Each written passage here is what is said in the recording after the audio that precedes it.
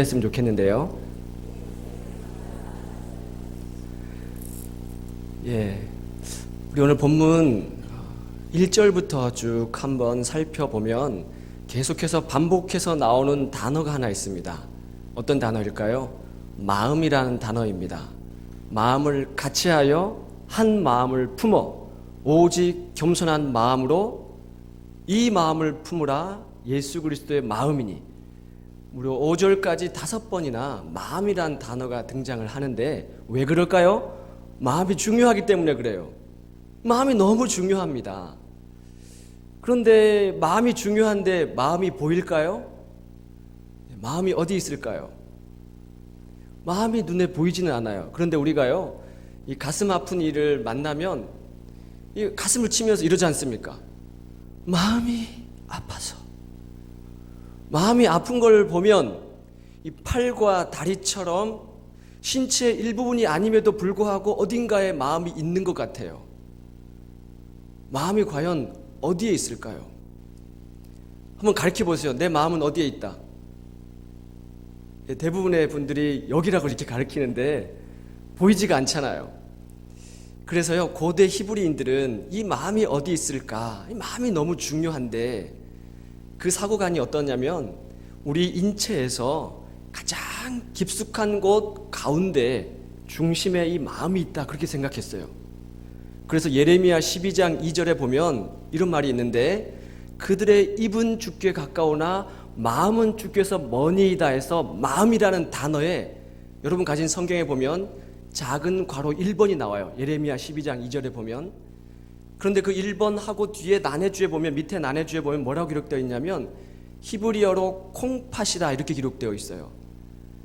그러니까 마음을 가리키는 이 레브라는 히브리어가 콩팥이란 단어도 똑같이 가리킨다는 거예요. 그 말은 무슨 뜻이냐면 마음이 너무 중요해서 우리 인체에 있는 장기 조직 중에 가장 깊숙한 가운데 있는데 그것이 콩팥이다. 좀 납득이 안 가시죠? 그런 사고관을 가지고 있었어요. 그만큼 마음이 중요하다는 거예요. 그럼 신학 성경에서는 이 마음을 어떻게 얘기하고 있느냐? 헬라어로 누스라고 말을 하는데 이 단어의 뜻은요, 생각의 자리. 생각이 이 마음에서 나온다는 거예요. 그러니까 생각의 자세, 생각의 태도, 생각의 방향, 마인드. 그 사람 마인드가 어떠냐? 그럼 그 사람은 생각이 그렇게 나온다는 겁니다. 이게 마음이 중요할까요? 중요하지 않을까요? 중요해요. 전에 있던 교회에 그 여름에 새벽 기도를 끝나고 나면 놀이터를 지나가야 되거든요. 근데 그 놀이터에 3, 3, 5 이제 갓 고등학생이나 됐을까요? 그런 아이들이 몰려 있어요. 보니까 컵라면 봉지가 널브러져 있고 어젯밤에 거기서 밤을 샌 것 같아요. 침 찍찍 뱉고 막 다리 꼬나 물고 다리 꼬고 또 막 담배도 꼬라 물고. 저놈은 한 대 가서 쥐어받고 싶은데 삥 돌아서 가죠. 요즘에 아이들이 무섭잖아요. 근데 누가 보더라도 그 아이들의 태도가 불량할까요? 불량하지 않을까요? 불량하잖아요. 껌찍찍 씹고. 이것처럼 우리의 행동, 우리의 몸가짐에도 태도와 자세와 방향이 있다는 겁니다. 그런데 그것처럼 우리의 생각에도 그런 자세가 있다는 거예요. 방향이 있다는 거예요. 근데 그것을 결정하는 자리가 어디냐? 마음이라는 겁니다. 마음. 그러니까 우리의 마음판이 긍정적인 마음판으로 가지고 있는 사람이라면 괜찮아, 할 수 있어, 하나님이 도와주실 거야, 이런 마음이, 생각이 우러나오는데 그렇지 않고 안 돼, 뭐 내가 뭘 할 수 있겠어, 우리 교회 안 돼, 저거 봐 저거 이런 부정적인 마음판을 갖고 있으면 어떻게 될까요? 옆에 있는 사람이 힘들어지는 거예요. 사랑하는 성도 여러분, 그러면 우리는 어떤 마음판을 가져야 되겠습니까? 할 수 있다. 왜냐하면 그 마음판에서 생각이 나오기 때문에 그런 겁니다. 그런데 성경은요, 우리의 마음에 대해서 선하다, 악하다, 뭐라 그럴까요? 한번 생각해 보십시오. 내 마음이 선한 것 같아요, 악한 것 같아요? 성경은요, 아담과 하와의 타락 이후에 인간의 마음이 악하다라고 얘기합니다. 그래서 창세기 6장 15절에 뭐라고 기록하고 있냐면 사람의 생각하는 계획이 항상 악함을 보시고 그 이후에 8장 12절에 어려서부터 악함이라, 어려서부터 악하다는 거예요. 그리고 예레미야 17장 9절에 만물보다 심히 부패하고 거짓된 것이 사람의 마음이라는 거예요. 마음. 그러니까 이 말은요, 우리가 아무리 노력해도 아무리 애써도 내 의지와 내 결단과 내 노력으로는 이 마음판을 선한 마음판으로 바꿀 수 있다 없다? 없다는 거예요. 바꿀 수 없다는 거예요. 그래서 오늘 본문 5절에 뭐라고 기록하고 있냐면 우리 같이 한번 따라해 보겠습니다. 너희 안에 이 마음을 품으라. 곧 그리스도 예수의 마음이니. 야, 고개 들고 눈 감고 외워보겠습니다. 시작. 너희 안에 이 마음을 품으라. 곧 그리스도 예수의 마음이니. 우리의 인간적인 생각과 의지로는 바꿀 수 없는데 우리가 좀 더 원뜻에 가깝게 이 본문을 풀어서 해석하자면 이런 말입니다. 너희 안에 이 마음판으로 갈아 끼워 넣어라. 그 마음판은 곧 예수 그리스도의 마음판이니. 갈아 끼워 넣어야 된다는 거예요. 내 의지로는 이 마음판을 새롭게 할 수 있는 힘이 아무것도 없기 때문에 부패한 내 안에 있는 마음판을 빼내고 새로운 마음판으로 갈아 끼워 집어넣어야 된다는 거예요. 이게 어떻게 가능하겠습니까? 성도 여러분, 우리가 컴퓨터를 할 때 본체가 있습니다. 본체. 화면인 모니터를 명령하는 것이 바로 본체예요. 거기에 보면은 메인보드 판이라는 판이 있는데 어떤 명령을 수행하든지 그대로 화면에 뜨지 않습니까? 더하기를 실행하면 더하기가 나와야 되고 빼기를 실행하면 빼기가 나와야 돼요. 더하기를 실었는데 빼기가 나올 수는 없는 겁니다. 예를 들어서 좌판에다가 김태일 이렇게 쳤어요. 그런데 화면에 전태일 하고 나오면 됩니까? 안 됩니까? 안 돼요. 전태일은 아름다운 청년이고 김태일은 아름다운 목사입니다. 아름다운 목사 김태일 목사입니다. 그대로 나오는 거예요. 마음판이란 게 그런 겁니다.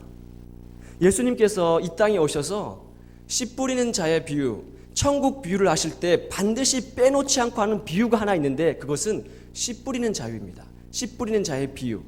여러분, 거기 보면 밭이 네 종류가 나오지 않습니까? 무슨 밭이 나와요? 돌짝밭도 나오고 가시밭도 나오고 가시밭도 나오고 길가밭도 나오고 또 무슨 밭이 나오죠? 좋은 밭이 나와요. 그럼 좋은 밭은 어떤 밭일까요? 좋은 밭. 여러분 지금 한번 들판에 나가 보시면 그 밭이 무슨 밭인지 알 수 있을까요? 몰라요. 그 밭에 아무것도 심겨져 있지 않으면 그 밭이 무슨 밭인지 몰라요. 그런데 그 밭에다가 고구마를 심으면 고구마 밭이 되는 것이고 감자를 심으면 감자밭이 되는 거예요. 그 밭의 정체성이 밭에 있는 것이 아니라 우리는 씨에 있다는 겁니다. 씨에 있다는 거예요. 사랑하는 성도 여러분, 그리스도인의 정체성이 어디에 있냐면 나한테 있는 것이 아닙니다. 예수에게 있는 거예요. 예수에게. 예수 씨를 내 마음밭에 뿌리면 예수 열매가 맺어져야 되는 거예요. 그것이 좋은 밭이에요. 예수 씨를 뿌렸는데 여전히 내 안에서 못난 김태일이 나오고 불평하는 김태일이 나오고 짜증내는 김태일이 나오고 원망하는 김태일이 나오면 그 밭은 좋은 밭일 수가 없습니다. 뿌리는 씨와 밭이 하나가 되는 밭, 이것이 좋은 밭이에요. 여러분, 말씀과 내가 하나가 되는 밭, 이게 좋은 밭입니다. 순종의 씨를 뿌리면 순종의 마음으로 가득한 밭, 용서의 씨를 뿌리면 용서의 마음으로 가득한 밭, 사랑의 마음을 뿌리면 사랑의 마음으로 가득한 밭, 그것이 좋은 밭이라는 거예요. 그러면 30배, 60배, 100배 결실을 맺는다는 겁니다. 이것이 좋은 밭이라는 거예요. 자, 그렇다면 고민이 하나 있습니다. 어떻게 하면 이렇게 좋은 밭을 만들 수가 있을까? 어떻게 만들 수가 있을까요? 오늘 그 비밀이 본문에 담겨져 있습니다. 6절과 7절인데 우리 같이 한번 6절과 7절을 읽어보도록 하겠습니다. 시작. 그는 근본 하나님의 본체시나 하나님과 동등됨을 취할 것으로 여기지 아니하시고 오히려 자기를 비워 종의 형체를 가지사 사람들과 같이 되셨고. 별로 느낌이 안 나더시죠? 그는 근본 하나님의 본체시나. 그는 여기서 누구를 가리킵니까? 예수님. 예수님은 하나님과 본질이 같으신 분이라는 거예요. 하나님과 동등하시다는 거예요. 하나님이시라는 거예요. 그런데 동등됨을 취할 것으로 여기지 아니하시고 하나님과 같은 자리, 하나님과 같은 본체이시지만 그 하나님 자리를 요구하지 않았다는 거예요. 하나님의 자리를 차지하기 위해서 움켜잡지 않으셨다는 겁니다. 오히려 자기를 비워, 영어로 표현하자면 but made himself nothing. 죄송해요, 조금 어려운 말을 썼는데 내 스스로 nothing이 되었다는 거예요. nothing. 아무것도 없는 것 같은, 보잘것없는, 쓸모없이 버려진 것 같은 그런 존재로 나를 전락시키셨다는 거예요. 하나님과 똑같은 본질이셨지만 하나님의 자리를 차지하기 위해서 그것을 움켜잡는 것이 아니라 그것을 내던져 버리셨는데 어떻게 하셨느냐? 아무것도 아닌 것 같은, 쓸모없이 버려진 것 같은 그런 존재로 자기 자신을 내던져 버리셨다는 거예요. 이것이 우리가 갈아 끼워 넣어야 될 마음판입니다. 예수님도 그리 하셨기 때문에 우리도 그리 해야 되는 거예요. 사랑하는 동역교회 교우 여러분, 예수님 믿고 신앙생활 하는 것이 어렵습니까? 쉽습니까? 어렵습니다. 어려워요. 우리를 불편하게 하는 말씀들이 성경에는 너무 많이 나옵니다. 우리는 좀 더 떵떵거리면서 크게 한 방 터뜨리면서 보란듯이 막 어깨 휘저으면서 그렇게 살고 싶지 않습니까? 남부를 것 없이 살고 싶지 않습니까? 막 곳간에 쌓아놓은 것처럼 축복 듬뿍듬뿍 받아서 살고 싶지 않습니까? 그런데 우리 주님은 버리라는 거예요. 높아지려고 하는 자리 내어놓으려는 거예요.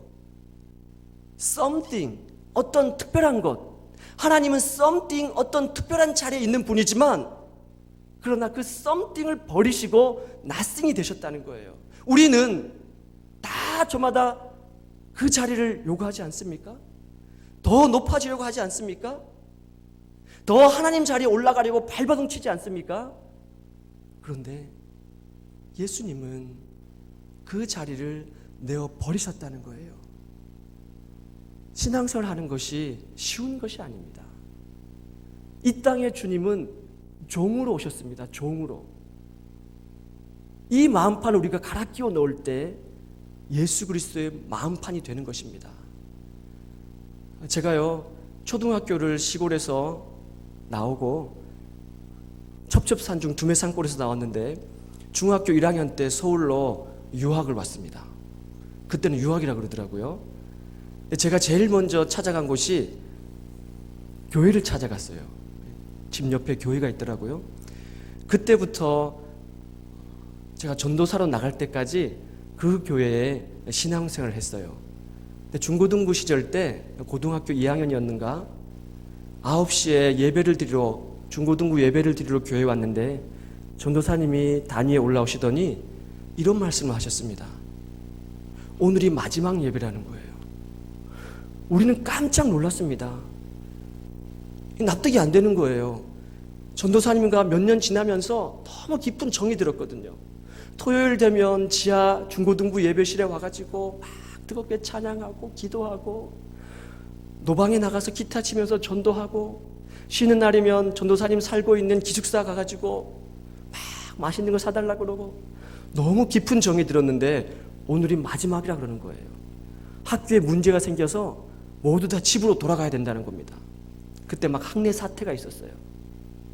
그러면서 그 전도사님께서 떠나시면서 마지막으로 설교하신 말씀이 있었어요.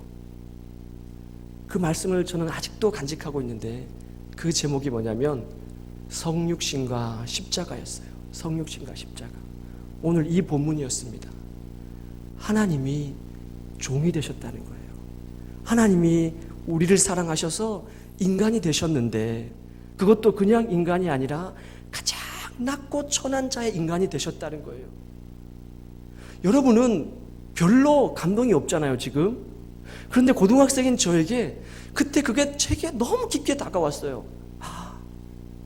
하나님께서 그 자리를 버리시고 가장 낮은 자의 자리로 오셨는데 내가 뭐라고? 나도 그 길을 따라가야 되는 게 맞지 않겠냐고. 그래서 제가 신학교를 갔습니다. 그것이 저는 아직도 제 가슴에 남아 있습니다. 프란체스코 전은이라는 책에 보면요, 프란체스코가 성인이지 않습니까? 그 사람이 예수 그리스도를 뜨겁게 만난 이후에 자기가 가지고 있던 모든 것을 다 버렸습니다. 그리고요, 자기는 누더기 옷 하나 걸치고 탁발 거지 순례자가 되어가지고 동네마다 돌아다니면서 전도를 하는 거예요. 근데 하루는 이 프란체스코가 광장을 걸어가고 있는데 저마치 다리 건너에서 한 사람이 뚜벅뚜벅 걸어오더라는 거예요. 점점 가까이 다가오는데 자세히 봤더니 이 사람이 온통 온몸에 붕대를 감고 있더라는 겁니다. 봤더니 나병 환자였어요. 근데 자기 눈앞에 딱 왔을 때 프란체스코가 소스라치게 놀라서 뒤로 한 걸음 물러섰는데 왜 그랬냐면 눈만 빼고시 나와 있는 그 나병 환자의 눈을 본 순간 놀라 자빠졌습니다. 그 눈을 어디서 많이 본 눈이거든요. 어디서 봤을까요? 프란체스코가 거지 순례자가 되기 전에 수도원에서 교회에서 계속 기도했대요. 매일매일 기도했답니다. 근데 기도할 때 벽에 걸려있는 예수님의 얼굴을 보면서 계속 기도했는데 그 눈이 그 나병 환자의 눈 속에 있었더라는 거예요. 똑같은 눈이. 그래서 자기도 모르게 그 나병 환자에게 달려가가지고 목을 어금맞대고 껴안고 부둥켜 안고 울었답니다. 그날 예수님은 나병 환자의 모습으로 프란체스코를 찾아오신 거예요. 사랑하는 성도 여러분, 오늘도 예수님은 여러 모습을 하고 여러분을 찾아오십니다. 종의 모습으로 하고 여러분을 찾아오십니다. 우리는 다 지나쳐버려요. 우리는 다 권력 있는 사람한테만 따라가려고 그래요. 그러나 거기에 주님은 계시지 않습니다. 예수님이 이 땅에 오시기 전 한 700여 년 전 이사야 예언자는 이미 장차 올 메시아에 대해서 이렇게 예언했습니다. 장차 이 땅을 구원하러 오실 메시아는 세상 임금으로 오시는 것이 아니다. 백성 위에서 군림하기 위해서 왕으로 오시는 것이 아니다. 그분은 종으로 오시는데 어떤 종으로 오시느냐? 목소리를 높이지 않는 종. 이사야 42장 1절부터 4절까지 나와요. 소리를 지르지 않는 종, 거리에 들리게 하지 않는 종, 마치 도수장 앞에 끌려가서 말없이 잠잠한 어린 양 같은 종, 고운 모양이나 풍채, 아름다울 만한 그 어떤 것도 없는 종으로 오신다는 거예요. 그런데 그 종이 누구에게 관심을 갖느냐? 상한 갈대같이 꺾여져 버린 사람들에게 관심 갖는다고 합니다. 꺼져가는 등불처럼 소망 없이 절망 가운데 흐느끼는 사람들에게 관심 갖는다고 하는 거예요. 마치 15살, 16살 위안부로 끌려가서 자신의 꽃다운 청춘을 다 빼앗겨버린 그 어린 소녀 같은 꺾여져 버린 그 갈대 같은 사람들, 지금도 북한 지하 교회에 갇혀가지고 신앙의 자유가 없이 주님 오실 날을 기도하면서 꺼져가는 등불처럼 기도하는 그런 우리 동포들, 그런 사람들을 위해서 주님이 오셨다는 거예요. 그런데 놀라운 말씀이 있습니다. 그 종을 하나님이 붙드신다는 겁니다. 붙드신다는 거예요. 내가 붙드는 나의 종, 내 마음에 합한 내가 사랑하는 종을 보라. 그 종이 흔들리지 않도록 붙들어 주시는데, 그 사람들을 위해서 그 종이 오시는데 정작 상한 갈대 같은 꺾여져 버린 사람들을 일으켜 세우고 꺼져가는 등불 같은 그 사람들에게 희망과 소망을 주는 그 종은 정작 쇠하지 않는다는 거예요. 낙담하지 않는다는 겁니다. 이게 역설이에요. 그런 일을 하기 위해서 하나님께서 종을 보내시는데, 그 일을 하는 그 사람은 하나님이 쓰러지도록 내버려 두지 않는다는 겁니다. 상한 갈대같이 꺾여지도록 내버려 두지 않는다는 거예요. 그것이 종으로 오신 예수 그리스도입니다. 제가요, 중고등부 전도사 시절을 할 때 여름 방학이 되면 아이들을 데리고 금요일 저녁에 지하철에 갔어요. 방학 때 한 12시쯤 가면 지하철에 노숙자들이 쫙 와 있어요. 왜 왔는지 아세요? 컵라면 때문에 와 있습니다. 우리가 이 컵라면하고 밥하고 뭐 단무지하고 이렇게 준비를 해가지고 그 밤에 지하철역을 돌면서 나눠지는 봉사를 방학 때 했었어요. 그날도 우리 교회 중고등부 아이들을 데리고 갔는데 이미 사람들이 줄을 쫙 서 있더라고요. 이 사람은 컵라면 봉지 뜯는 일, 다 업무가 분담되어 있습니다. 숯 들어서 붓는 일, 그 다음에 젓가락 이렇게 해주는 일, 단무지 집어주는 일. 단무지는 꼭 3개만 집어야 돼요. 2개를 집거나 4개를 집으면 노숙자 아저씨들한테 야단이 납니다. 꼭 3개를 집어줘요. 그 일이 제일 중요해요. 그런데 그날 우리가 좀 늦게 갔어요. 우리 교회가 이미 다른 교회에서 와가지고 일을 다 맡아서 하고 있는 거예요. 그러니까 우리 아이들은 할 일이 없잖아요. 그 멀쩡하게 서 있어서 이게 너무 어색하더라고요. 다 나눠주는데 제가 이렇게 말을 했습니다. 얘들아, 우리 아저씨들이 이 컵라면을 받아서 이렇게 돌아가는데 우리가 옆에 양쪽에 서가지고 한번 응원을 해주자, 화이팅을 해주자. 그랬더니 아이들이 너나 하세요 이런 표정이더라고요. 그걸 왜 하냐고. 그러거나 말거나 한번 해보자고 쭉 섰어요. 처음엔 말이 안 나오잖아요. 아저씨 이렇게 하다가 막 얼버무렸어요. 그래도 용기를 냈어요. 아저씨 힘내세요. 아저씨 화이팅. 이렇게 하니까 한 명이 하더니 또 2명이 하고, 2명이 하니까 또 3명이 하고, 점점점 아이들의 소리가 커지기 시작했어요. 그 다음에는 하나 둘 셋, 아저씨 화이팅, 아저씨 힘내세요. 막 소리가 쩌렁쩌렁 울렸어요. 그랬더니 컵라면 하나 타갖고 가는 아저씨들이 처음에는 컵라면 하나 주면서 되게 유세 부리네 이런 표정이었는데, 점점점 노숙자 아저씨들의 어깨가 쫙 퍼지면서 얼굴이 환하게 밝아지면서 고맙다고, 학생들이 응원해 주니까 내가 힘을 내보겠다고 막 그런 분위기가 됐어요. 그 아저씨들도 힘과 용기를 얻었지만 정작 응원하는 우리가 너무 큰 도전을 받았습니다. 이 아이들이 야, 나도 어딘가에는 쓸모가 있는 존재구나, 나도 누군가에게는 도움을 줄 수 있는 존재구나, 그걸 깨닫고 나니까 이 아이들이 달라지더라고요. 사랑하는 성도 여러분, 주님은 이 땅에 낮은 종의 모습으로 오셨습니다. 그러므로 십자가에 죽기까지 복종하셨으니 9절, 모든 이름 위에 뛰어난 이름을 주사, 하나님이 십자가에 죽기까지 종으로 사신 그 예수 그리스도를 그 다음에는요 모든 이름 위에 뛰어난 이름을 주신 거예요. 그런데 이름은 꼬리표가 아니지 않습니까? 그냥 따라다니는 꼬리표가 아니에요. 우리가 누군가의 이름을 부를 때는 그 이름에 존재가 들어가 있는 겁니다. 주기철, 손양원 이런 이름을 부를 때는 순교자의 삶을 산 그분들의 존재가 거기 다 들어가 있는 거예요. 꼬리표가 아닌 거예요. 그러나 예수님은 한 번도 그 이름에 걸맞는 자리를 요구한 적이 없으세요.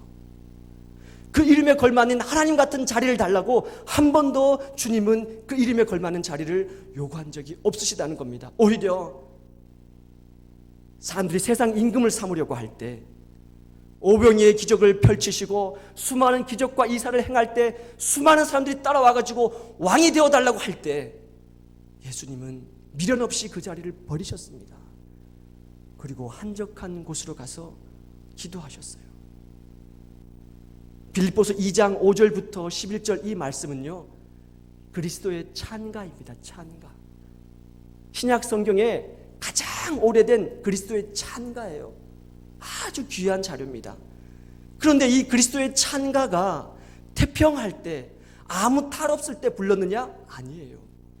교회가 위기에 처할 때, 이단들이 득세를 할 때, 내가 예수 믿는다고 말할 때 원형 극장에 끌려가가지고 목숨을 내어놓아야 되는 위기에 처해 있을 때, 그때 오히려 지하 카타콤에 갇혀서 초대교회 공동체는 이 그리스도의 찬가를 불렀다는 겁니다. 마음을 같이 합시다. 한 마음을 부릅시다. 겸손한 마음이 되십시다. 예수 그리스도의 마음으로 우리가 갈아 끼워서 종의 형체를 가지십시다. 서로 부둥켜 안으면서 이 노래를 불렀다는 겁니다. 도움교회 교우 여러분, 우리는 지금 이 노래를 불러야 됩니다. 하나가 되어야 됩니다. 한 마음을 품으십시다. 같은 마음을 가지십시다. 나눠주지 맙시다. 겸손한 마음이 되십시다. 주님이 이 땅에 종으로 오신 것처럼 우리도 종으로 살아가십시다. 이런 노래를 지금 우리가 불러야 되는 겁니다. 그래야 주님의 사랑이 우리 교회를 통해서 널리 널리 퍼져나갈 것입니다. 성도 여러분, 우리 옆에 있는 분에게 이렇게 한번 인사했으면 좋겠습니다. 예수님은 종으로 오셨습니다. 나도 당신의 종이 되어 드려도 될까요? 똑바로 말씀하세요. 예. 다시 한번 하세요. 나도 당신의 종이 되겠습니다. 되겠습니다. 옆에 분 꼭 한번 안아주세요. 용서하세요 하고 안아주세요. 하나님, 세상 임금으로 백성 위에 군림하기 위해 왕으로 오신 것이 아니라 종으로 오셨습니다. 그것도 가장 낮고 천한 자의 모습으로 이 땅에 오셨습니다. 그런데 우리는 무엇이라고 하나님 자꾸만 화려한 세상을 쫓아가는 그런 세상 임금 자리에 올라가려고 합니다. 우리 동영교회를 하나님께서 말씀으로 변화시켜 주시옵소서. 이 어려운 때 같은 마음을 품어 한 마음이 되어서 예수 그리스도의 마음판으로 갈아 끼우는 우리 모든 동영교회가 되도록 주님 도와 주시옵소서. 예수님의 이름으로 기도드리옵나이다. 아멘.